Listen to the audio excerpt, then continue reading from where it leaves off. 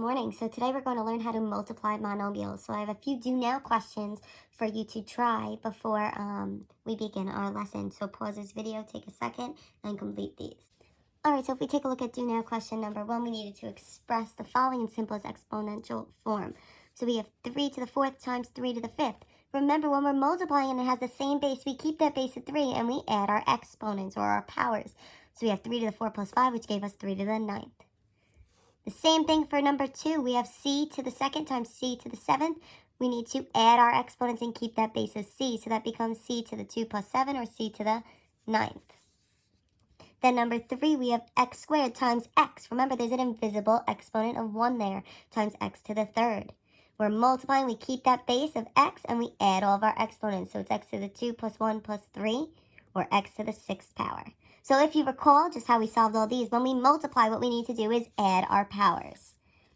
So there was a challenge question at the bottom because it included coefficients also. So if you remember, when we have coefficients, we're just going to multiply the coefficients. So we take the 4 times 2, make it 8. Then we still need to follow the rule of adding our powers, y to the 4th times y to the 6th, which gives me y to the 4 plus 6, or y to the 10th. So when we multiply a monomial by a monomial, we must first, we're going to separate the numbers and the variables. So we have our example down here. I have 5x squared, y squared, times 3x to the 4th, y to the 6th. So I'm going to separate everything. So first what I'm going to do is I have my 5 and my 3. So I take my coefficients out first. So that's 5 times 3. So all I'm doing is rearranging this. Then I have my x squared and my x to the 4th. So I have x squared times x to the 4th. So I'm just separating each of my different variables. And then I have the y squared and y to the 6th, which is y squared times y to the 6th. So all I did was separate according to the variable. Then I need to just multiply the numbers. Sorry, that's written twice. So I'm just going to multiply the numbers. So I'm going to take my 5 times 3, and that gives me 15. And then we're multiplying, so our rule is to add the powers. This becomes x to the 2 plus 4. We're going to add these. And y to the 2 plus 6. We're going to add those. So when I simplify that, that leaves me with 15. X to the 4 plus 2 is 6. Y to the 2 plus 6 is 8. So then let's continue by looking at example 1. We're going to follow the same steps that we followed by separating each of our numbers and variables. So first I have my numbers. I have 6 and I have negative 4. So I have 6 times a negative 4. Then I have my a, so I have a to the 3rd times a to the 5th. And then after that I have my b, so I have b to the 3rd times b to the 3rd. So then I'm just going to multiply my coefficients. So I have 6 times negative 4, which gives me a negative 24. Then we're multiplying. Remember, when we're multiplying, we need to add our exponents. So that's 3 plus 5 for a.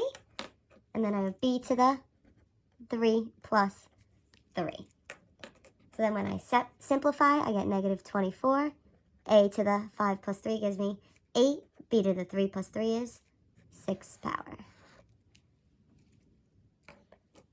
Let's take a look at example 2. Once again, we want to separate the numbers in front, or our coefficients. So first, there's b squared c to the 4th. There's an invisible 1 there. So that's 1 times, here we have our 3, times we have a third term, which is a 7 as a coefficient. Then we have b. So here I have b squared, times here I have b to the 4th, times here I have b to the 3rd. And then finally here I have c to the 4th. And here I have c to the 5th. And there's no c there, so I don't need to write that. So then we're going to multiply 1 times 3 times 7, which gives me 21. Then I'm multiplying, so I have b to the, I need to add all of those. 2 plus 4 plus 3. And then I have c to the, I need multiplying, so I need to add 4 plus 5. And when I simplify, I end up with 21. B to the 2 plus 4 is 6 plus 3, which is 9. C to the 4 plus 5 is 9.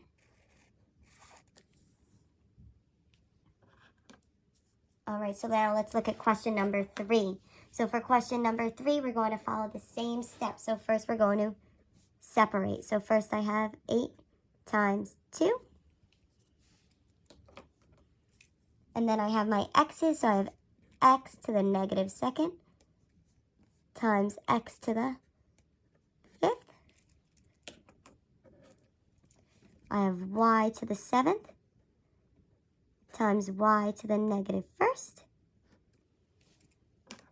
And then finally I have z, and that z has an invisible 1, so it's z to the first times z to the second. So then we're just going to multiply our numbers in front. So 8 times 2 gives me 16. And then remember, when we're multiplying, that tells us we're going to be adding our exponents. So it's x to the negative 2 plus 5. Y to the 7 plus a negative 1. And z to the 1 plus 2. So then that leaves us with 16. X to the negative 2 plus 5 is a 3. Y to the 7 plus a negative 1 is a 6. And z to the 1 plus 2 is a 3. All right, so now let's look at example 4. We're going to follow the same steps. First, we're going to separate our coefficients. So I have 2 times a negative 4. Then my first variable is the j there. So I have j to the third times j to the third. And then I have my k. So I have k to the negative fifth times k to the sixth. 2 times negative 4 gives me a negative 8. Then I'm multiplying. When I multiply, I need to add my exponents. So that's j to the 3 plus 3. Then I have k to the negative fifth times k to the 6, so that I'm multiplying, so I'm going to add negative 5 plus 6. And then when I simplify that, that's going to give me negative 8. J to the 3 plus 3 is 6. K to the negative 5 plus 6 is k to the first, or you could leave it as just k. All right, and we have number 5 here. So number 5, we're going to follow the same steps. So first we're going to separate, and there's a negative there, so which is telling me that's an invisible negative 1. So first I have my negative 1 times my negative 5. Then I have a to the third times a to the seventh. And I have b to the sixth times b to the second. And I don't have a c there, but here I have times c to the third. So then negative 1 times negative 5 is a positive 5. Here I'm multiplying, so I need to add my 3 and my 7, add my exponents. I have b, I'm multiplying, so I need to add my 6 and my 2. And then for this one, I just have c to the third. So then here, when I simplify this, I'm left with 5a to the 3 plus 7 is 10, b to the 6 plus 2 is 8, and then I have the c to the third. So now I want you to take a second and pause this video and try to do examples 6 through 10, and then we'll go over them. So taking a look at example number 6, we have r to the 8th, s times 9, r to the 7th, s to the 4th. So there's an invisible 1 in front there, so we're going to separate 1 times 9, and we get 9. Then we have r to the 8th times r to the 7th that we separated. We add those, we get r to the 15th. And then s, there's an invisible exponent of 1 there. So it's s to the 1st times s to the 4th. Add those, we get s to the 5th. Okay, number 7, we're going to do the same thing. We're going to separate. First, we have 3 times 2. Then we have m to the negative 1st times m to the 5th. We have n to the 6th times n to the negative 2nd. When we simplify, 3 times 2 gives us 6. We add our exponents. We get m to the 4th, n to the 4th. Number 8. Here we're going to do the same thing, but we have 3 terms. So I end up with negative 4 times 2 times 1. X squared times x to the 5th times x to the 1st. Remember, there's that invisible 1 there. Then I have then I have y to the third times y to the fourth times y to the first. Remember, there's an invisible y. And then I have z, there's an invisible 1 there. So z to the first times z to the second times another invisible z to the first there. Then I'm going to multiply, and I get negative 8. So then I have, I'm multiplying, so I need to add those exponents. So 2 plus 5 plus 1 gives me x to the 8th. Then I have 3 plus 4 plus 1, which gives me x to the 8th. Then I have z to the 1 plus 2 plus 1, which will give me then z to the 4th. Question number 9. I separate my variables and my coefficients by letter and number so that I end up with 6 times 2 times 1, which gives me 12. I separate my a's and I add my exponents because we're multiplying. That gives me a to the 11th. I separate my b's, I add my exponents because I'm multiplying, and I end up with b to the 4th. So 12, a to the 11th, b to the 4th. Question number 10. So here, I separate my coefficients first. I have negative 1 times 2 times 5, which gives me negative 10. X to the 4th, x to the 6th, and x to the negative 2nd. I add my exponents. I end up with x to the 8th. Y to the 3rd, y to the negative 2nd, y to the negative 1st. I add my exponents. I get y to the 0 power.